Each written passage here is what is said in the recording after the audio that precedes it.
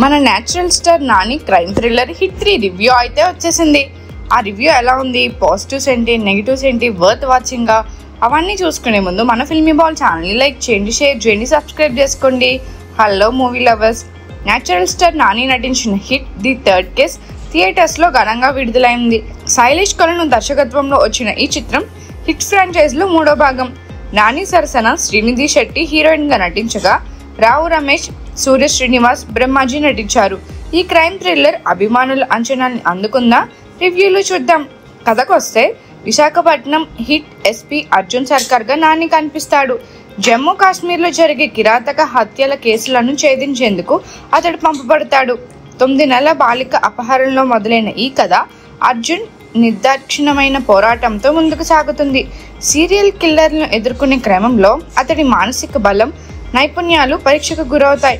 ఓ high octane action డ్రామాలో ఊహించని ట్విస్టులు ప్రేక్షకుల్ని ఆకట్టుకుంటాయి. ఇక పాజిటివ్స్ చూసుకుంటే నాని అయితే తన నటనతో సినిమాను మరో స్థాయికి తీసుకెళ్లాడు.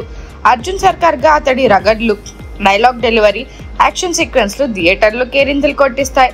శైలేష్ కొలను రచన, దర్శకత్వం ఈ కథలకు బలమైన పునాది చేశాయి. స్క్రీన్ ప్లే ఎంగేజింగ్గా ఉండి ప్రేక్షకులను కథలో లీనం చేస్తుంది.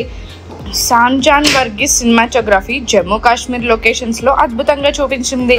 Mickey J Meyer background score action సన్నివేశాలకు ఊపిరిపోస్తుంది.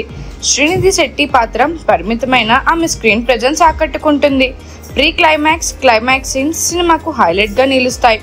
కార్తిక్ శ్రీనివాస్ ఎడిటింగ్ సినిమాకు పేస్ట్ను స్టాండర్డ్గా ఉంచింది. ప్రొడక్షన్ వాల్యూస్ హిట్ ఫ్రాంచైజ్కి తగ్గట్టుగా ఉన్నాయి.